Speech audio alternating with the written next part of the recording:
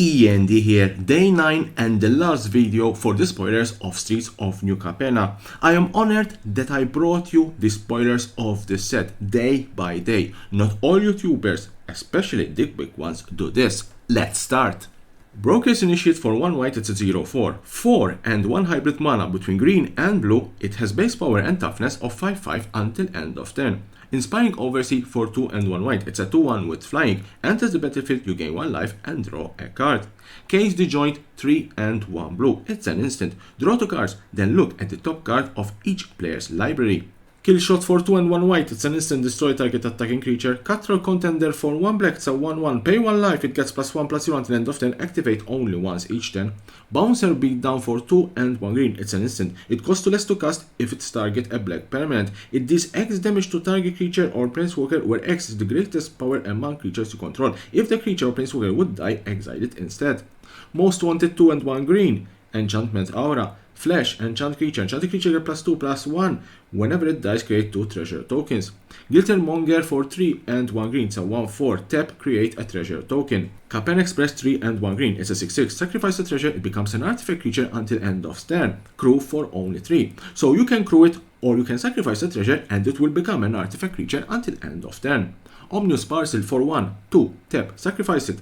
Search your library for a basic land card, reveal it and put it into your hand. 5. Tap, sacrifice it, it deals 4 damage to target creature. Sparrow Adjudicators for 2, 1 green, 1 white and 1 blue. It's a 4/4. Enters the battlefield, target creature and opponent controls can't attack or block until your next turn. For 2, exile it from your hand. Target land gains tap, add 1 green, 1 white or blue until it's cast from exile. You may cast it for as long as it remains exiled. Max Bandit for 3, 1 black, 1 red and 1 green. It's a 5/5. Vigilance and Menace. For 2, again exile it from your hand. Target land gains tap, add 1 black, 1 red or green until it's casted from exile. You may cast it for as long as it remains exiled. And to close the cycle, Broker's Hideout, one of those lands that needs to be sacrificed once it hits the battlefield. And when you do, you will search for a basic forest, plains or island, and you also get 1 life. And the last one in the cycle, Riveteer's Overlook. Sacrifice it, search your library for a basic swamp, mountain or forest, and you also get 1 life. Swooping Protector for 3 and 1 white, it's a 2/1 with flash and flying. Enters the battlefield with a shield counter on it. Voice of the Vermin 3 and 1 green, it's a 2/2. Enters the battlefield with a shield counter on it. When it attacks, target creature you control has base power and toughness of 4/4 until end of turn. Riveteer's Decoy for 1 and 1 green, it's a 3/1. Must be blocked if able. Blitz for 3 and 1 green.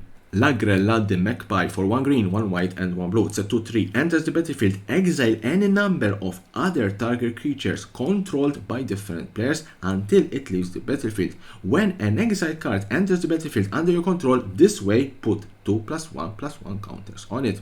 Quasar Augur of Agonies for 1, 1 white, 1 blue and 1 black. It's a 3/4. Whenever you draw a card, target opponent loses 1 life and you gain 1 life.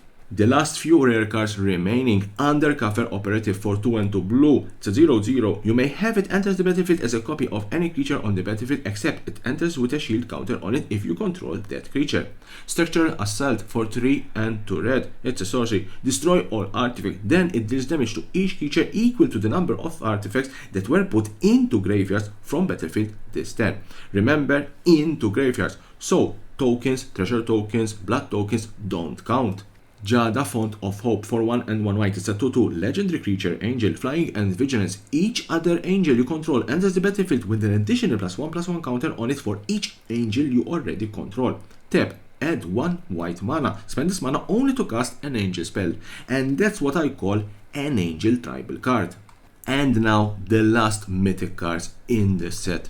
Meeting of the 5, 3, 1 white, 1 blue, 1 black, 1 red and 1 green. It's a sorcery. Exile the top 10 cards of your library. You may cast spells with exactly 3 colors from among them this turn. Add 2 white, 2 blue, 2 black, 2 red, 2 green. Spend this mana only to cast spells with exactly 3 colors. Honestly, it's a very hard casting sorcery, but with Hideaway, this card is viable. Sanctuary Warden 4 and 2 white, it's a 5/5, it's an angel soldier. It has flying, enters the battlefield with 2 shields counter on it, so it's very difficult to get rid of this particular angel soldier. Enters the battlefield or attacks, you may remove a counter from a creature or planeswalker you control. If you do, draw a card and create a 1/1 green and white citizen creature token. Even the score X and 3 blue. It's an instant. The spell costs 3 blue less to cast if an opponent has drawn 4 or more cards this turn. Draw X cards. Titan of Industry. 4 and 3 green. It's a 7/7 elemental green creature. Reach and Trample. When it enters the battlefield, choose 2. Destroy target artifact or enchantment. Target player gains 5 life. Create a 4/4 green Rhino Warrior creature token. Put a shield counter on a creature you control. There is very little to discuss about this creature. It's one of those high casting big green creature, but with ramp, all these type of creatures are always possible to cast. And I want to end this video with a the list update. Apart from the Stranger Things Magic version, don't forget that the list of Streets of Capenna will contain Stranger Things Magic versions. So apart from those cards, the list will have a special Golden Age frame, Shards of Alara, Rafik of the Medi. And I'm sure that this particular card will make set booster boxes more attractive. And that's all for Streets of New Capenna. Subscribe to my channel for more and more interesting videos about Magic the Gathering. I'm also going to do some reviews about this set.